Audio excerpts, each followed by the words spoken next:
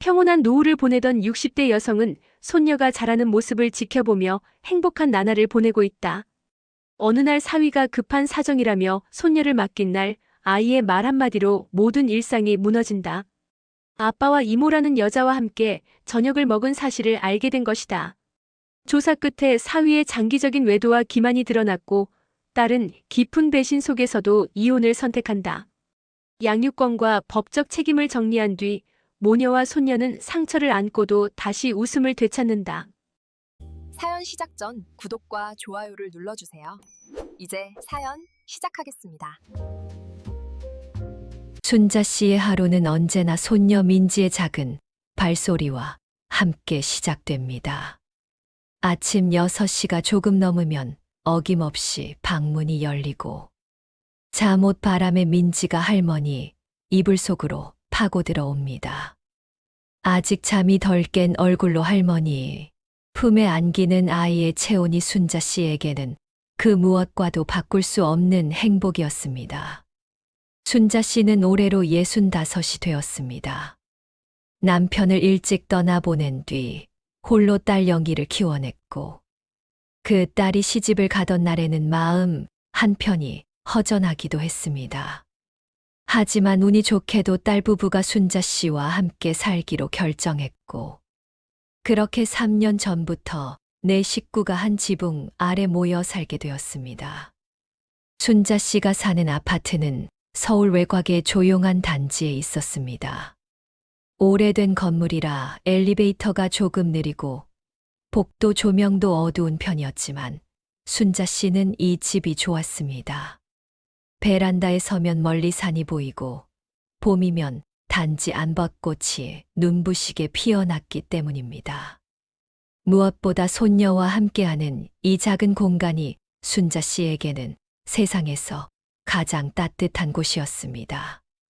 아침을 먹고 나면 영희와 사위 정훈 씨는 각자 출근 준비에 바빠집니다. 영희는 근처 병원에서 간호사로 일하고 정훈 씨는 시내에 있는 중견 회사의 과장이었습니다.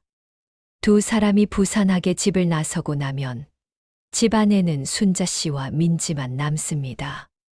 그 고요한 시간이 순자 씨는 참 좋았습니다. 민지는 올해 6살로 내년이면 초등학교에 입학할 나이였습니다. 유치원 가기 전까지 두어 시간 동안 할머니와 민지는 둘만의 시간을 보냅니다.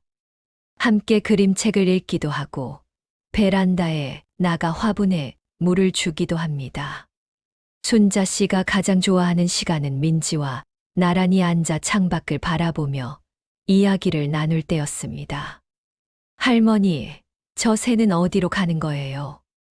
민지가 창밖을 날아가는 참새를 가리키며 물으면 순자 씨는 다정하게 대답해 주곤 했습니다. 아이의 맑은 눈망울에 비친 세상은 언제나 궁금한 것들로 가득했습니다. 그런 민지의 질문에 하나하나 답해 주는 일이 순자 씨에게는 소소한 기쁨이었습니다. 점심때가 되면 순자 씨는 민지를 유치원 버스에 태워 보냅니다. 정류장까지 손을 꼭 잡고 걸어가는 길이 순자 씨는 늘 아쉬웠습니다. 노란 버스가 아이를 싣고 멀어지면 순자 씨는 한참을 그 자리에 서서 손을 흔들어 주곤 했습니다.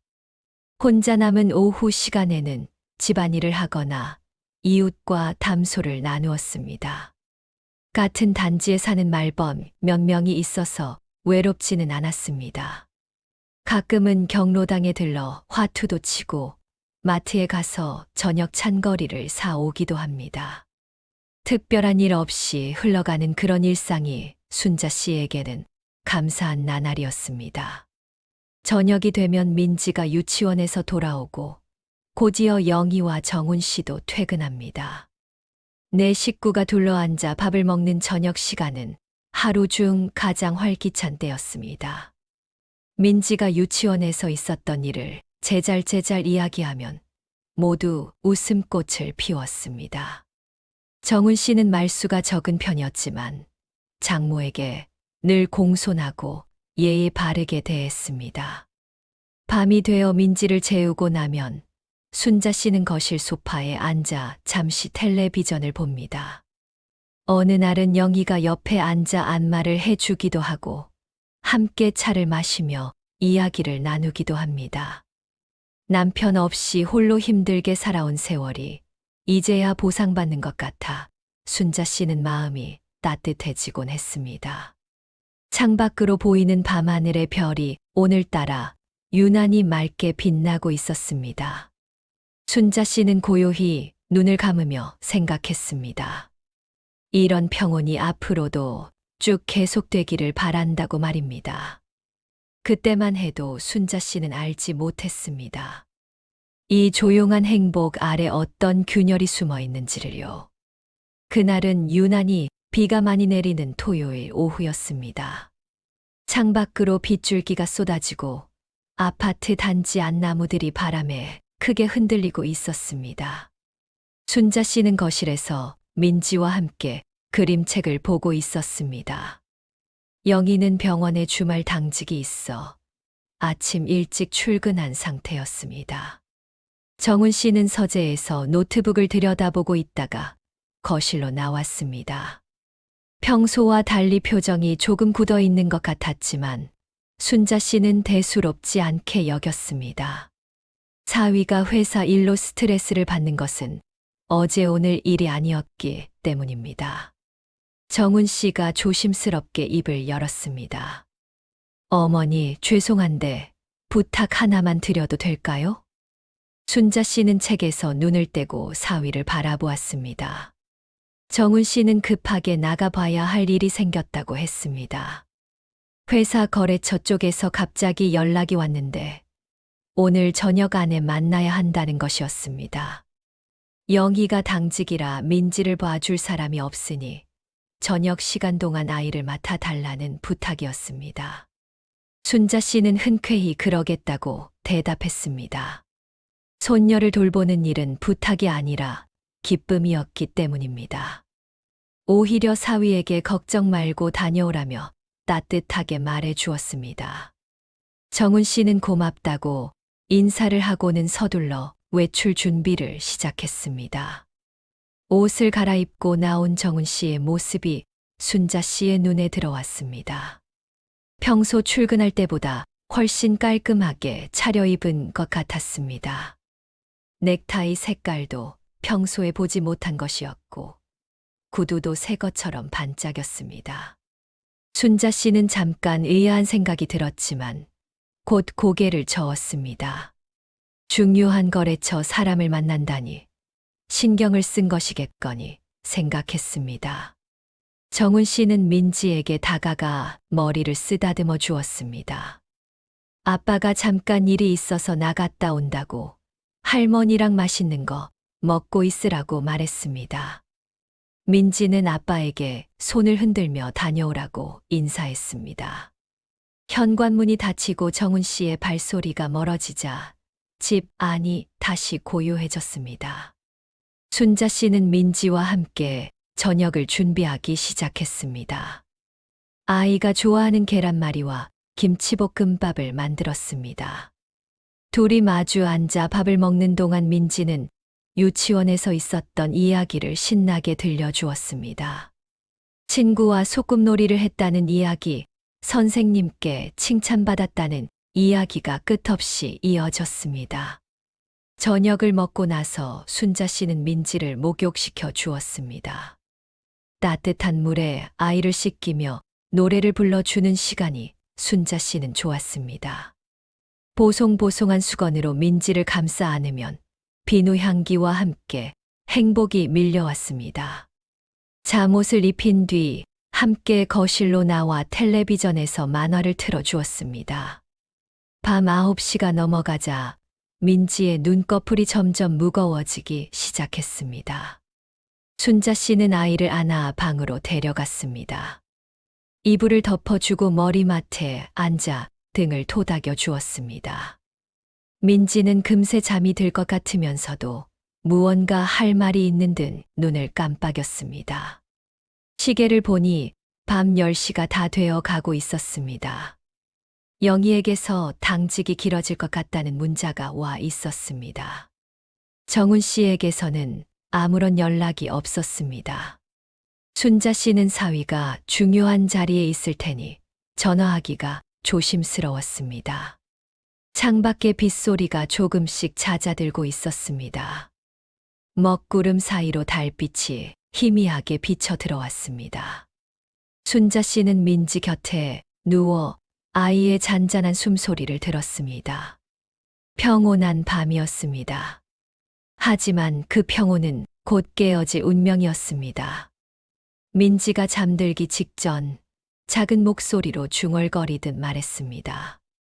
순자 씨는 이불을 여며 주다가 아이의 말에 귀를 기울였습니다. 반쯤 감긴 눈으로 민지가 천진하게 내뱉은 한마디였습니다. 할머니, 나 오늘 아빠랑 이모랑 저녁 먹었었는데요. 순자 씨의 손이 멈추었습니다. 아이는 그 말이 무슨 의미인지도 모른 채 이어서 이야기했습니다. 이모가 맛있는 거 사줬다고, 아이스크림도 먹었다고 작은 목소리로 말했습니다. 그러고는 스르르 눈을 감더니 이내 깊은 잠에 빠져들었습니다. 순자 씨는 그 자리에 얼어붙은 듯 앉아 있었습니다. 방금 들은 말이 머릿속에서 맴돌았습니다. 아이의 입에서 나온 이모라는 단어가 이상하게 마음에 걸렸습니다. 잠든 민지의 얼굴을 바라보며 순자 씨는 혼란스러운 생각에 빠졌습니다. 영희는 외동딸이었습니다. 형제자매가 없으니 민지에게는 이모가 있을 수 없었습니다. 정훈 씨 쪽에도 여동생은 없었습니다. 그렇다면 민지가 말한 이모는 도대체 누구란 말입니까? 순자 씨는 조심스럽게 방을 나와 거실로 걸어갔습니다. 어두운 거실에 혼자 앉아 창밖을 바라보았습니다. 비가 그친 하늘에 별이 몇 개 보이기 시작했습니다. 하지만 그 별빛이 순자 씨의 어지러운 마음을 밝혀주지는 못했습니다. 아이들은 가끔 엉뚱한 말을 하기도 합니다. 상상과 현실을 구분하지 못하고 뒤섞어서 이야기하기도 합니다. 순자 씨는 스스로를 안심시키려 애썼습니다. 민지가 유치원 선생님이나 다른 어른을 이모라고 착각한 것일 수도 있다고 생각했습니다. 하지만 마음 한구석의 불안은 쉽게 사라지지 않았습니다. 오늘 저녁 정훈 씨가 급하게 나간다고 했을 때의 모습이 떠올랐습니다. 평소보다 훨씬 차려입은 옷차림, 낯선 넥타이, 반짝이던 구두가 생각났습니다. 거래처를 만나러 간다면서 왜 그렇게까지 신경을 썼을까 하는 의문이 고개를 들었습니다. 순자 씨는 고개를 세차게 저었습니다. 사위를 의심하는 자신이 싫었습니다. 정훈 씨는 결혼 후 줄곧 성실하고 예의 바른 사위였습니다. 영희에게도 다정하게 대했고 민지를 아끼는 모습도 한결같았습니다. 시계가 밤 11시를 가리키고 있었습니다. 정훈 씨는 아직 돌아오지 않았습니다. 순자 씨는 전화를 할까 말까 망설이다가 결국 참았습니다. 일이 길어지는 것이겠거니 하고 애써 생각을 접으려 했습니다. 자정이 가까워질 무렵 현관 비밀번호를 누르는 소리가 들렸습니다. 정훈 씨가 조용히 문을 열고 들어왔습니다. 순자 씨는 거실 불을 켜지 않은 채 소파에 앉아 있었습니다. 어둠 속에서 사위의 인기척을 느끼며 가만히 있었습니다. 정훈 씨는 거실에 누가 있는 줄 모르고 신발을 벗었습니다. 순자 씨가 조용히 인기척을 내자 정훈 씨가 깜짝 놀라며 돌아보았습니다. 어머니 아직 안 주무셨냐며 어색하게 웃었습니다. 순자 씨는 그냥 잠이 안 와서 앉아 있었다고 대답했습니다. 정훈 씨에게서 희미하게 낯선 향기가 났습니다. 남자가 쓰는 향수가 아닌 것 같았습니다. 순자 씨는 그 향기를 맡는 순간 가슴이 철렁 내려앉았습니다. 그러나 내색하지 않고 사위에게 수고했다며 들어가 쉬라고 말했습니다. 정훈 씨가 안방으로 들어가고 난 뒤에도 순자 씨는 한참을 앉아 있었습니다. 민지의 순수한 한마디가 계속해서 귓가를 맴돌았습니다. 아이는 거짓말을 하지 않습니다. 순자 씨는 그 사실을 너무나 잘 알고 있었습니다. 다음 날 아침 순자 씨는 밤새 뒤척인 탓에 눈이 퀭했습니다. 영희가 새벽에 당직을 마치고 들어와 곤히 잠들어 있었습니다. 정훈 씨도 늦게 들어온 탓인지 아직 방에서 나오지 않았습니다. 민지만 평소처럼 일찍 일어나 할머니 방으로 찾아왔습니다. 순자 씨는 민지와 함께 부엌으로 가서 아침을 준비했습니다. 죽을 끓이면서 아이에게 조심스럽게 물었습니다. 어제 아빠랑 같이 밥 먹었던 이모가 누구냐고 자연스럽게 물어보았습니다. 민지는 숟가락을 들고 고개를 갸웃거리며 대답했습니다. 아빠 친구래요. 이모라고 부르래요. 순자 씨는 가슴이 쿵 내려앉는 것을 느꼈습니다. 그러면서도 표정을 애써 숨기고 아이에게 다시 물었습니다. 그 이모를 자주 만나는지, 언제부터 만났는지 넌지시 물어보았습니다. 민지는 잘 모르겠다면서 죽을 호호 불어 먹기 시작했습니다.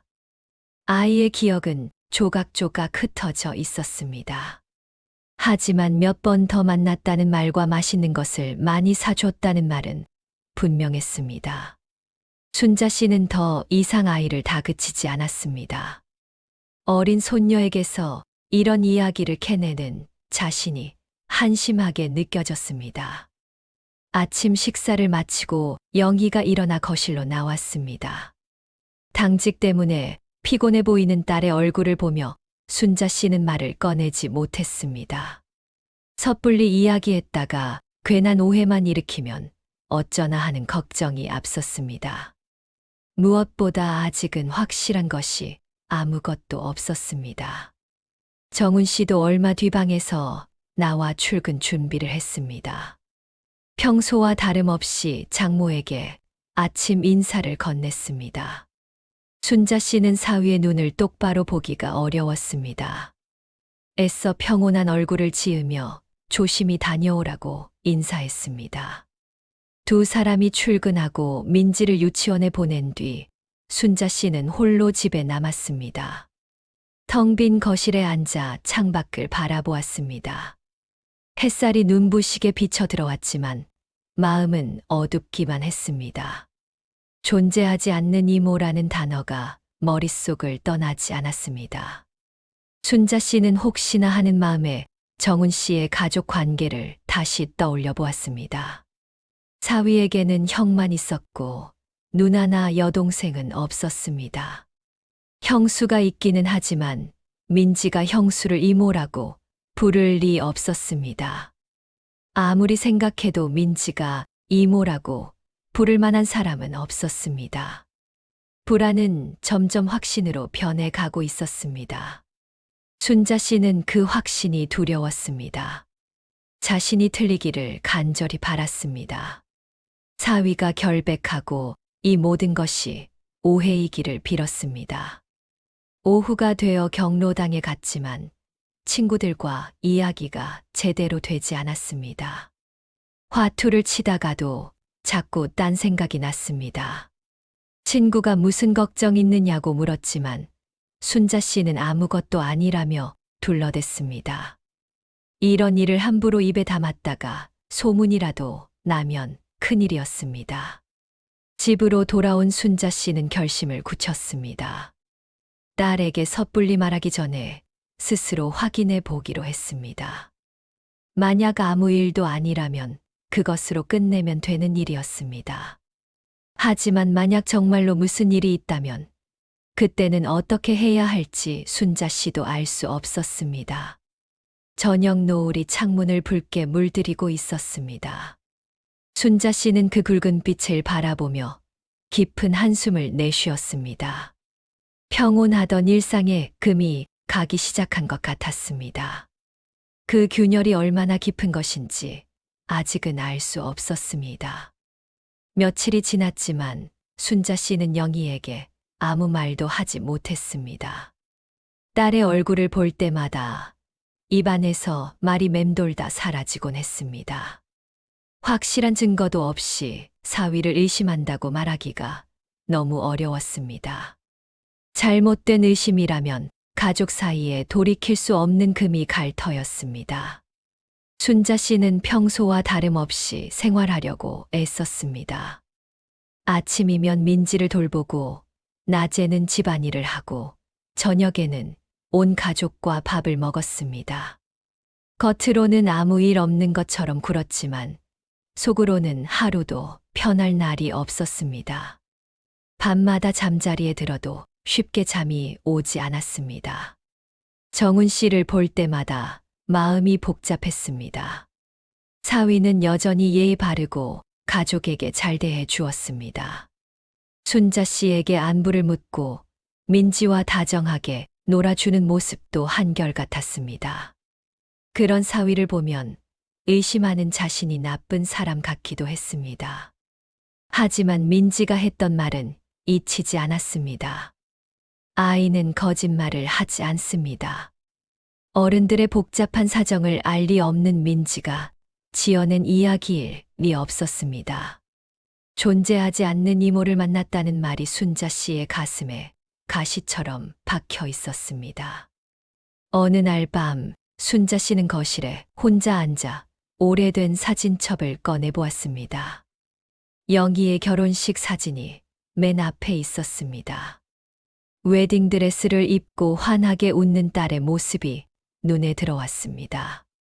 정훈 씨도 옆에서 행복한 얼굴로 웃고 있었습니다. 그 뒤로 민지가 태어났을 때의 사진들이 이어졌습니다.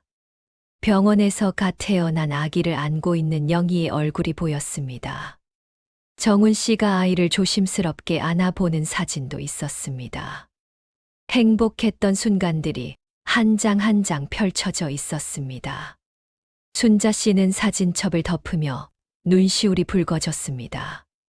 이 행복한 가족에게 정말 금이 간 것일까 생각하니 마음이 아팠습니다.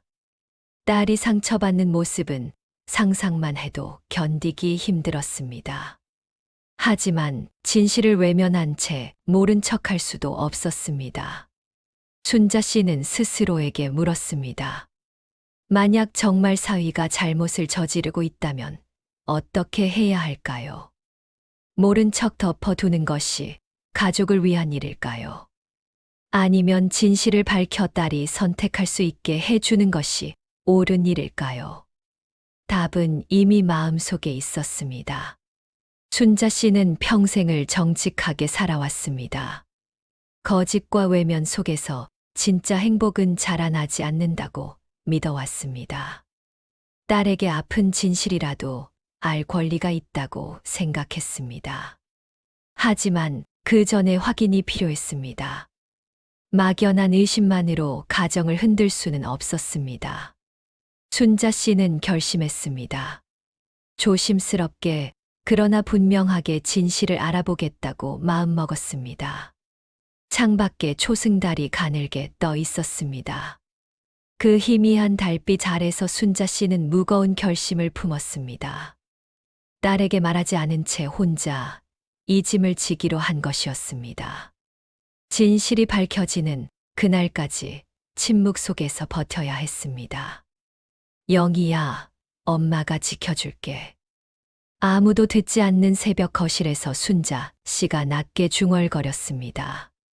그 한마디에 어머니의 모든 마음이 담겨 있었습니다. 무엇이 기다리고 있든 혼자서 먼저 마주하겠다는 각오였습니다.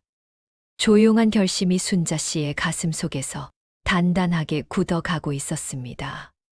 순자 씨는 그날부터 사위의 행동을 조용히 살피기 시작했습니다. 드러내놓고 감시하는 것이 아니라 일상 속에서 자연스럽게 관찰하는 것이었습니다. 평소라면 신경 쓰지 않았을 작은 것들이 눈에 들어오기 시작했습니다. 정훈 씨의 말 한마디, 행동 하나가 예전과 다르게 느껴졌습니다. 정훈 씨는 요즘 부쩍 야근이 잦아졌습니다. 예전에는 한 달에 서너 번 정도였는데 요즘은 일주일에 두세 번은 늦게 들어왔습니다.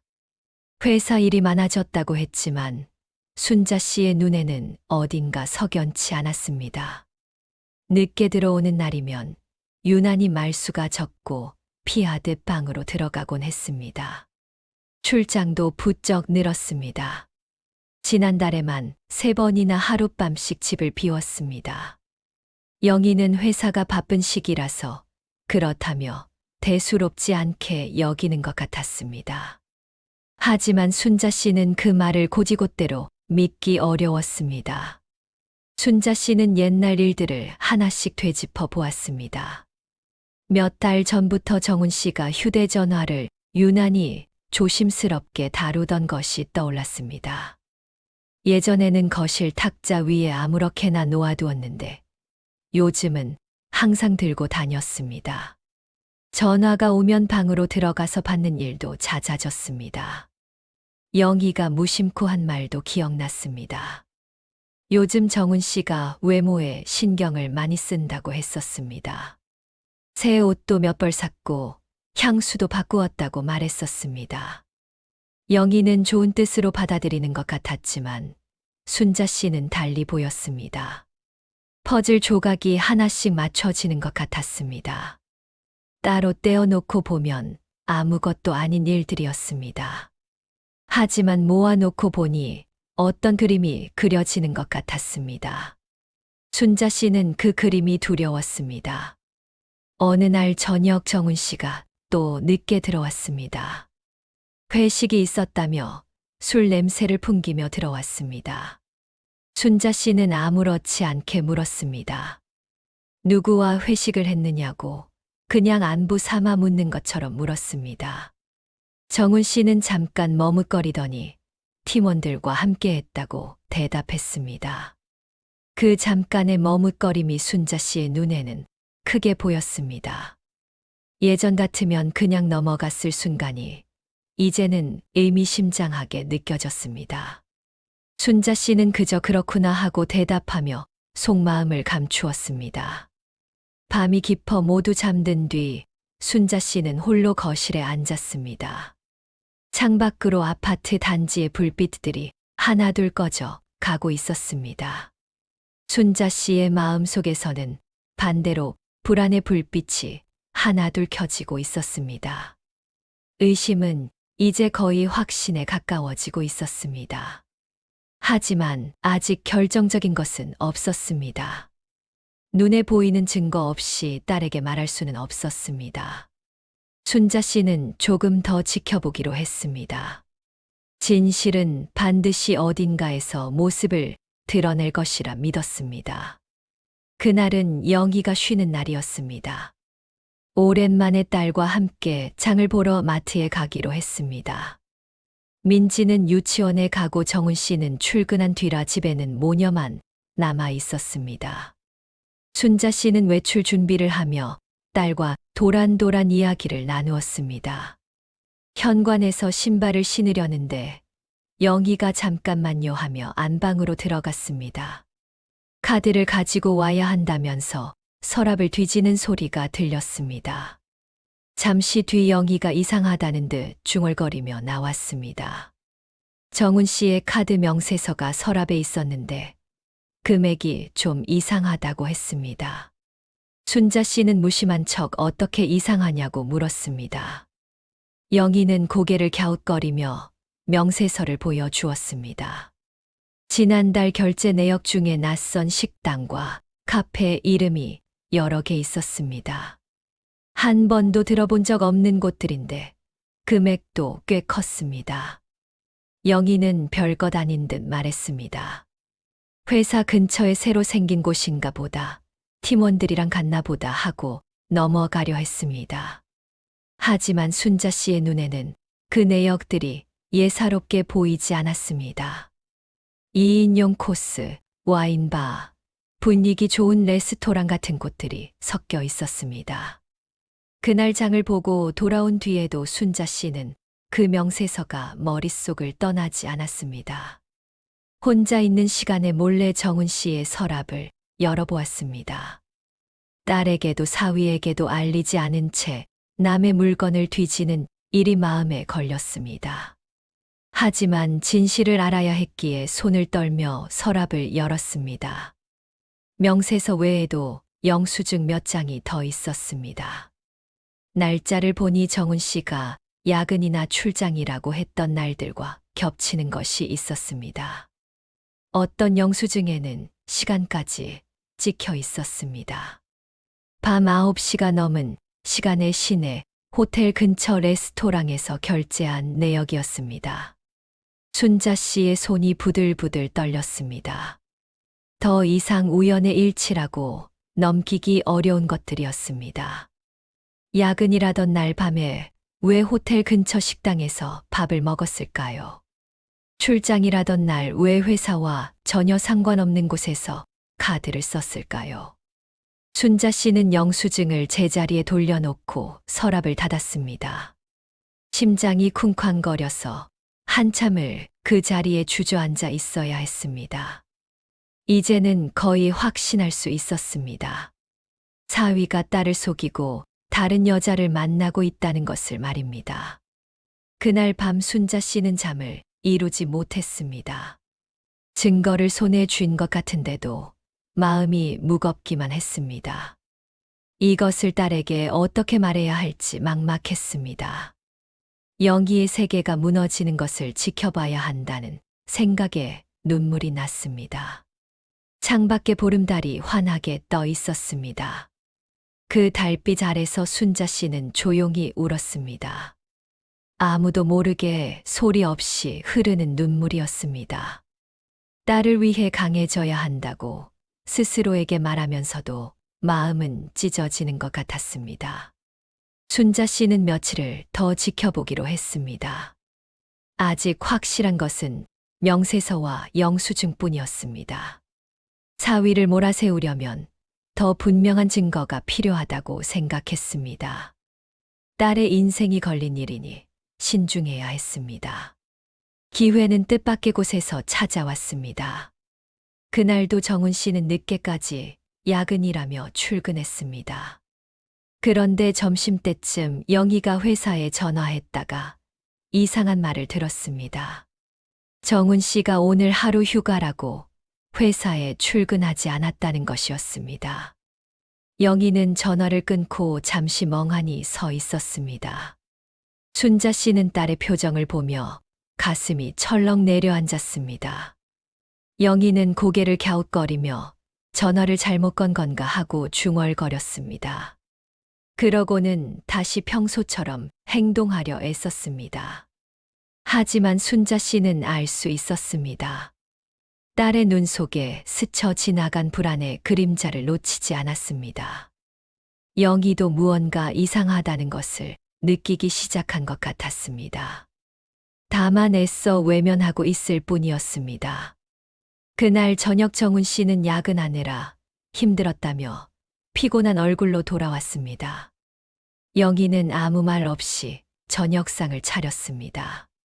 밥을 먹는 동안 식탁에는 어색한 침묵이 흘렀습니다. 순자 씨는 젓가락을 움직이면서 속으로 한숨을 삼켰습니다. 며칠 뒤 순자 씨는 우연히 정은 씨의 휴대전화를 보게 되었습니다. 사위가 화장실에 간 사이 테이블 위에 전화기가 놓여 있었습니다. 마침 화면이 켜지면서 메시지 알림이 떴습니다.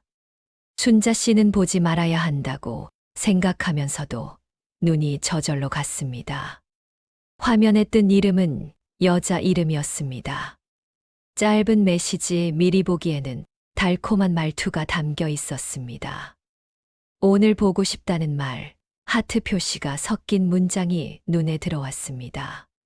순자 씨는 재빨리 눈을 돌렸지만 이미 본 것은 되돌릴 수 없었습니다.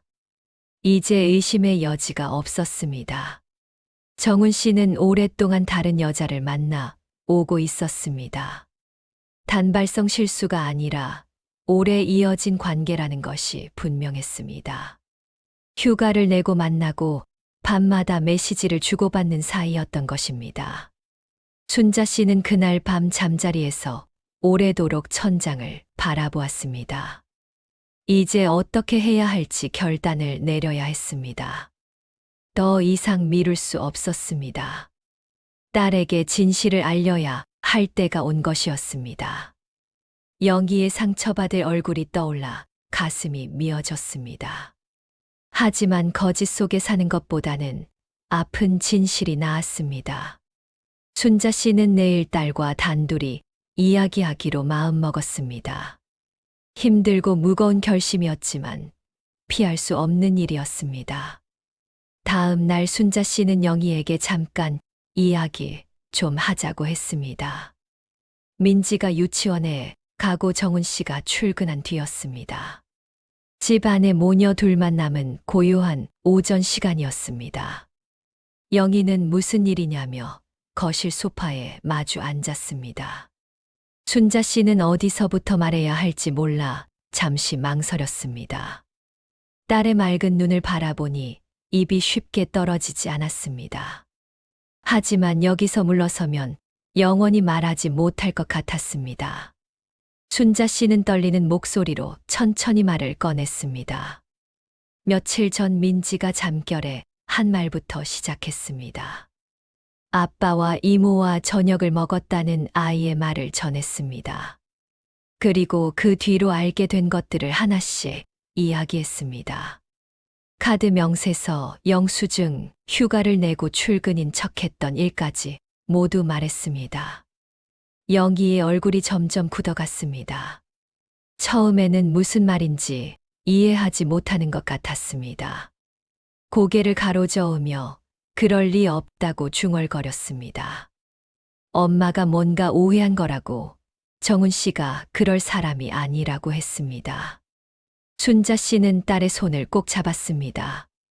엄마도 이게 사실이 아니기를 얼마나 바랐는지 모른다고 말했습니다. 하지만 본 것들을 없었던 일로 할 수 없다고, 딸이 알아야 한다고 했습니다. 순자 씨의 눈에서 눈물이 흘러내렸습니다. 영희는 한동안 아무 말도 하지 못했습니다. 손이 부들부들 떨리고 있었습니다. 눈빛이 흔들리더니 이내 눈물이 고이기 시작했습니다. 믿고 싶지 않은 현실이 눈앞에 펼쳐진 것이었습니다. 영희가 떨리는 목소리로 물었습니다. 엄마, 이게 정말이에요. 순자 씨는 고개를 끄덕이며 미안하다고 말했습니다. 차라리 모르는 게 나았을지도 모른다고, 하지만 내가 알아야 한다고 생각했다고 했습니다. 영희는 그 말을 듣고 두 손으로 얼굴을 감싸며 울음을 터뜨렸습니다. 소리 없이 어깨를 들썩이는 딸의 모습에 순자 씨의 마음도 찢어지는 것 같았습니다. 한참을 울고 난 뒤 영희가 고개를 들었습니다. 눈이 벌겋게 충혈되어 있었지만 눈빛은 단단해져 있었습니다. 영희는 직접 확인해 보겠다고 말했습니다. 정은 씨에게 물어보겠다고, 눈을 보고 진실을 듣겠다고 했습니다. 순자 씨는 딸의 손을 놓지 않은 채 말했습니다. 무슨 결정을 하든 엄마가 옆에 있겠다고, 혼자가 아니라고 했습니다. 영희는 고개를 끄덕이며 엄마의 손을 꼭 쥐었습니다. 그 손끝에서 전해지는 온기가 두 사람에게 작은 위안이 되었습니다. 그날 저녁 정은 씨가 퇴근하고 돌아왔습니다. 평소처럼 인사를 하고 방으로 들어가려는 것을 영희가 불러 세웠습니다. 잠깐 이야기 좀 하자고 낮고 단단한 목소리로 말했습니다. 정은 씨는 무슨 일이냐며 의아한 표정을 지었습니다. 순자 씨는 민지를 데리고 아이 방으로 들어갔습니다.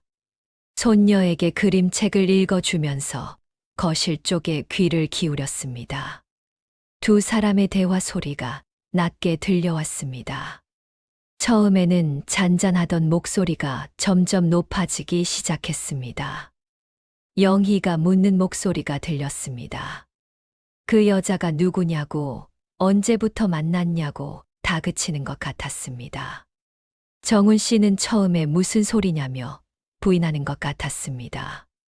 오해라고, 말도 안 되는 소리라고 목소리를 높였습니다. 하지만 영희는 물러서지 않았습니다. 카드 명세서를 봤다고, 휴가 낸 날 뻔히 알고 있다고 말하는 것이 들렸습니다. 그 말에 정은 씨의 목소리가 잠시 멈추었습니다. 침묵이 흐른 뒤 한숨 쉬는 소리가 기미하게 들려왔습니다. 순자 씨는 민지의 귀를 막아주며 그림책에 집중시키려 애썼습니다. 아이가 엄마 아빠의 싸움 소리를 듣지 않기를 바랐습니다. 민지는 다행히 그림책에 빠져 바깥 소리를 크게 신경 쓰지 않는 것 같았습니다. 순자 씨는 안도하면서도 마음이 조마조마했습니다. 얼마 뒤 거실이 조용해졌습니다. 순자 씨가 조심스럽게 방문을 열고 나가 보았습니다.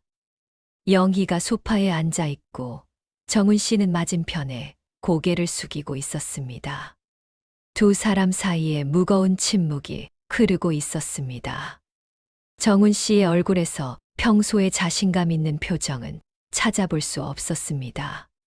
창백하고 지친 얼굴로 바닥만 내려다보고 있었습니다. 영희의 눈은 눈물로 젖어 있었지만 표정은 단호했습니다. 이미 모든 진실이 밝혀진 뒤인 것 같았습니다.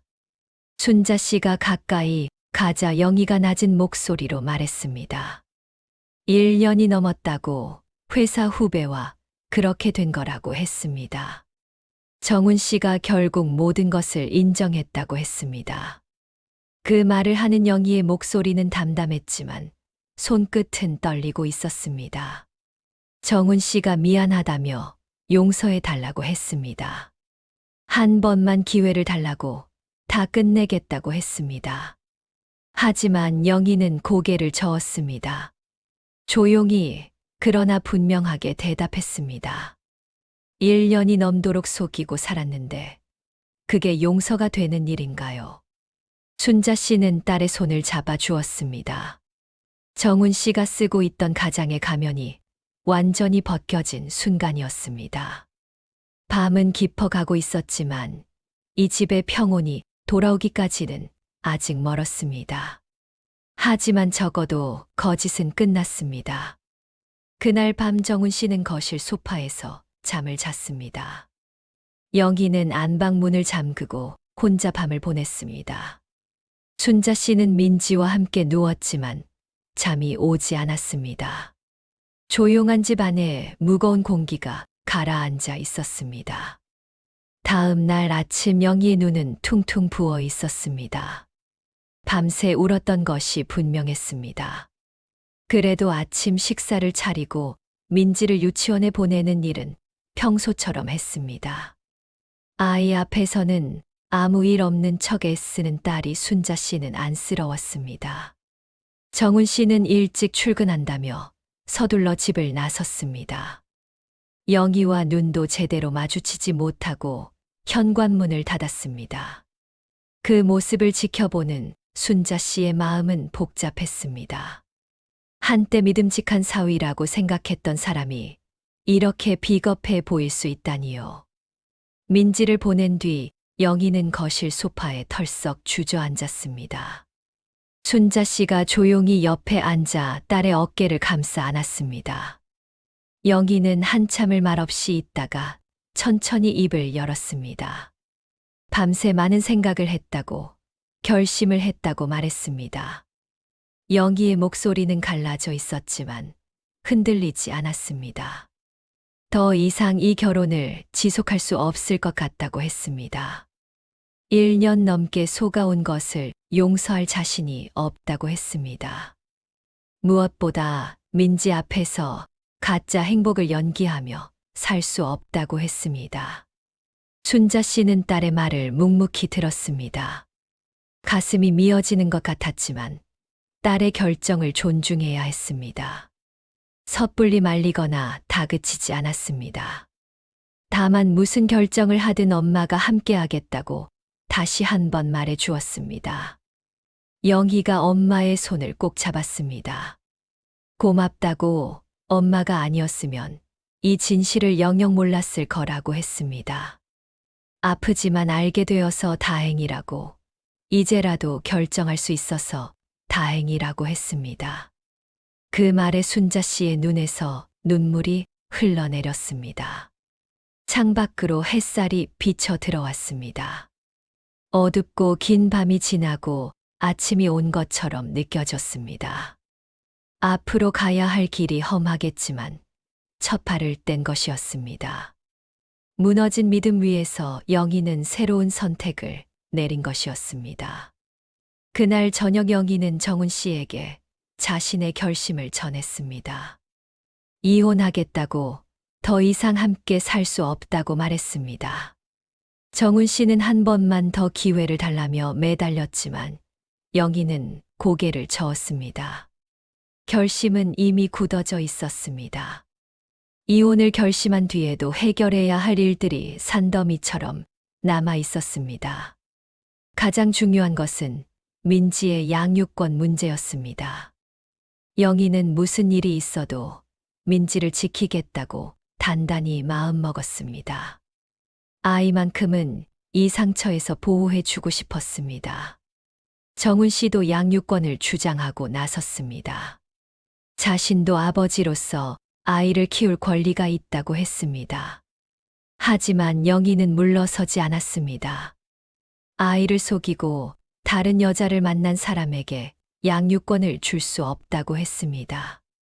순자 씨는 딸을 도와 변호사를 찾아다녔습니다. 경로당에서 알게 된 지인이 좋은 변호사를 소개해 주었습니다.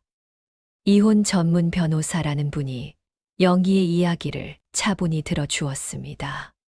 상황을 정리한 뒤 승산이 있다고 말해 주었습니다. 외도의 증거가 분명했기 때문에 영희에게 유리한 상황이었습니다. 민지가 아직 어리고 어머니의 손길이 필요한 나이라는 점도 고려되었습니다. 변호사는 양육권을 받을 가능성이 높다고 했습니다. 영희는 그 말에 조금이나마 안도의 한숨을 내쉬었습니다. 정훈 씨의 부모님이 연락을 해왔습니다. 사돈끼리 만나서 이야기를 해보자고 했습니다. 순자 씨는 마음이 내키지 않았지만 영희를 위해 자리에 나갔습니다. 커피숍에서 정훈 씨 어머니와 마주 앉았습니다. 정훈 씨 어머니는 아들의 잘못을 인정하면서도 용서해 달라고 부탁했습니다. 집안 체면도 있고 손녀를 위해서라도 이혼은 피하자고 했습니다. 순자 씨는 조용히 듣고 나서 단호하게 대답했습니다. 체면보다 딸의 행복이 중요하다고, 결정은 영희가 할 일이라고 했습니다. 돌아오는 길에 순자 씨는 생각에 잠겼습니다. 세상에는 참 여러 가지 가족이 있구나 싶었습니다. 잘못을 덮으려는 집안도 있고, 진실을 마주하려는 집안도 있습니다. 순자 씨는 자신의 딸이 당당하게 진실을 마주하는 것이 자랑스러웠습니다. 법적 절차가 진행되는 동안 영희는 밤마다 민지 곁에서 잠을 잤습니다. 아이에게 들킬까봐 낮에는 애써 밝게 행동했습니다. 하지만 밤이 되면 순자 씨 방으로 와서 조용히 울곤 했습니다. 순자 씨는 딸의 등을 토닥이며 다 잘 될 거라고 위로했습니다. 민지를 지키겠다는 영희의 마음은 한 번도 흔들리지 않았습니다. 그 단단한 마음이 영희를 버티게 하는 힘이었습니다. 아이를 위한 싸움은 험했지만 포기할 수 없는 싸움이었습니다.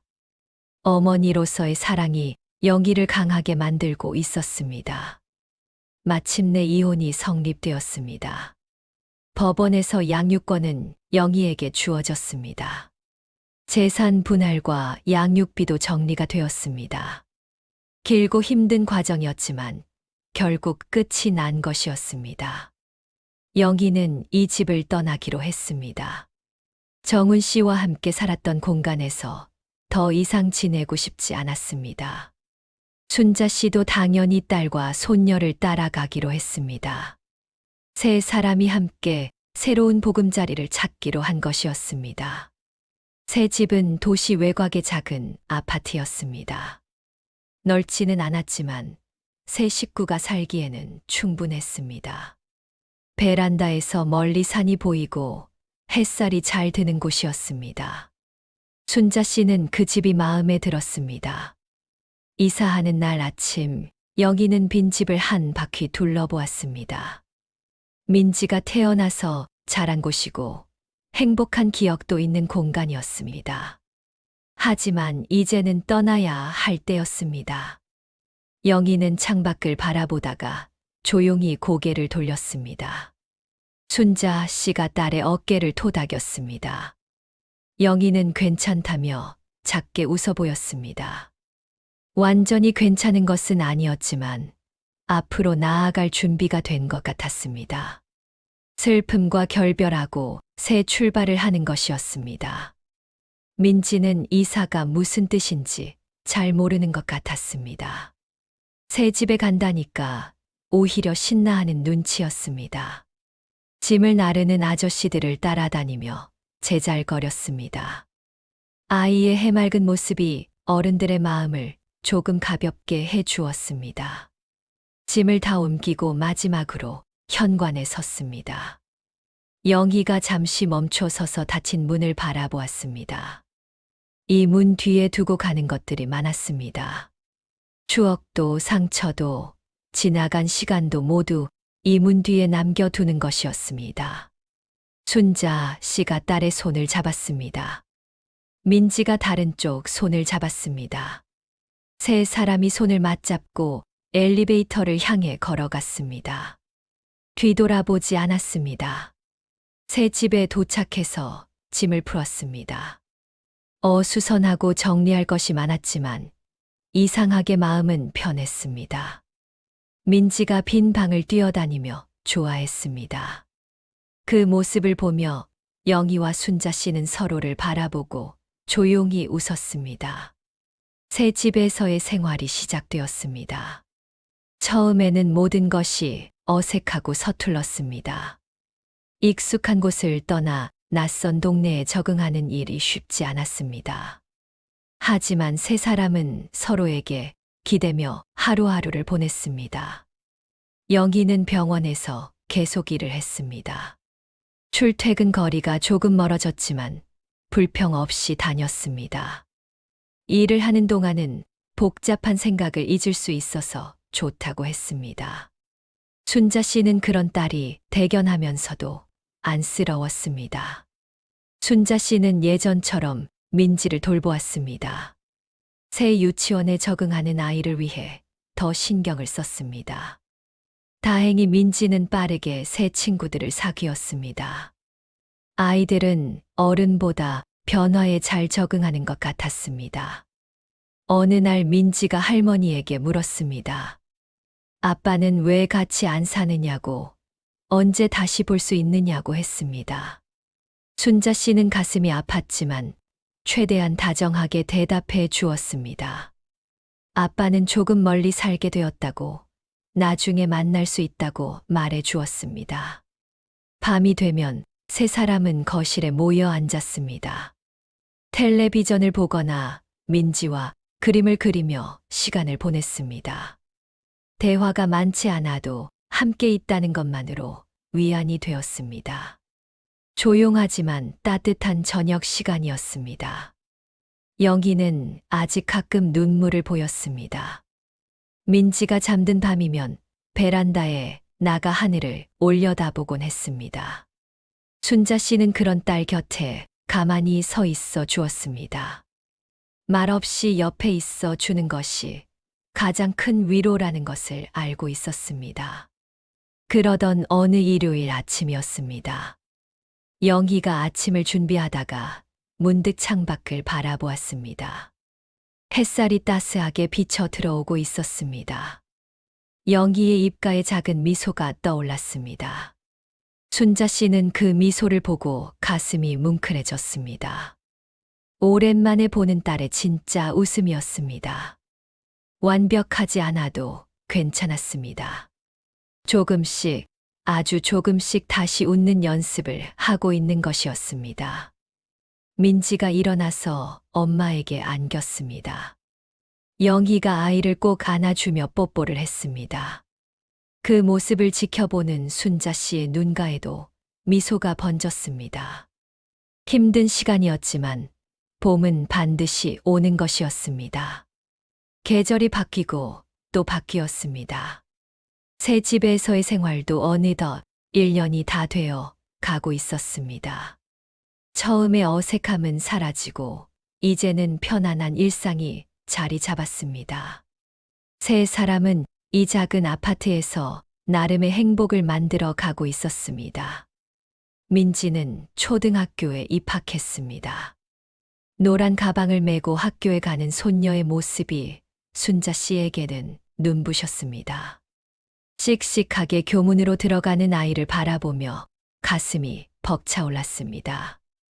이 아이가 건강하게 자라는 것이 무엇보다 감사한 일이었습니다.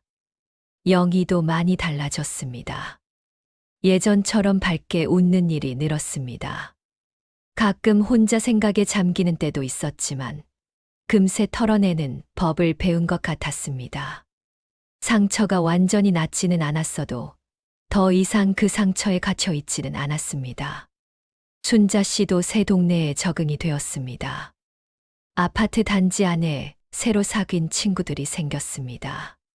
경로당에 가면 화투도 치고 아침마다 공원에서 산책도 했습니다. 손녀를 학교에 보내고 딸을 출근시킨 뒤에 한가한 시간도 좋았습니다. 어느 봄날 저녁 세 사람이 식탁에 둘러앉았습니다. 영희가 퇴근길에 사온 떡볶이를 나눠 먹고 있었습니다. 민지가 맵다면서도 연신 젓가락을 놀렸습니다. 순자 씨는 아이의 먹는 모습을 보며 흐뭇하게 웃었습니다. 영희가 문득 순자 씨를 바라보며 말했습니다. 엄마, 그때 진실을 알려줘서 고마워요. 순자 씨는 멈칫했다가 딸의 손을 잡았습니다. 고맙기는 내가 잘 이겨내서 엄마가 더 고맙다고 대답했습니다. 영희의 눈에 눈물이 살짝 맺혔지만 금세 웃음으로 바뀌었습니다. 아픈 과거를 이야기할 수 있게 되었다는 것은 그만큼 나아졌다는 뜻이었습니다. 민지가 떡볶이, 국물을 닦으며 끼어들었습니다. 할머니 최고, 엄마 최고 하면서 양손에 엄지를 치켜 세웠습니다. 그 모습에 영희와 순자 씨가 동시에 웃음을 터뜨렸습니다. 작은 식탁 위로 웃음소리가 퍼져나갔습니다. 완벽한 가족의 모습은 아닐지도 모릅니다. 아빠가 없는 가정, 상처를 안고 사는 사람들이라고 말할 수도 있습니다. 하지만 순자 씨는 알고 있었습니다. 진짜 가족은 완벽함이 아니라 서로를 지키려는 마음으로 이루어진다는 것을요. 설거지를 마치고 베란다에 나가 보았습니다. 멀리 산 위로 노을이 붉게 물들고 있었습니다. 순자 씨는 그 노을을 바라보며 깊이 숨을 들이쉬었습니다. 지난 1년이 주마등처럼 스쳐 지나갔습니다. 배신과 상처와 눈물의 시간이었습니다. 하지만 그 모든 것이 지나고 지금 여기 서 있습니다. 상처 위에 새로 세운 평온은 예전보다 더 단단했습니다. 가짜 행복이 아닌 진짜 행복이 이 작은 집에 깃들어 있었습니다. 민지가 베란다로 나와 할머니 손을 잡았습니다. 저녁 노을이 예쁘다며 아이가 환하게 웃었습니다. 순자 씨는 손녀의 손을 꼭 쥐며 미소 지었습니다. 이것이 지켜낸 것들의 가치라고 조용히 마음속으로 되뇌었습니다.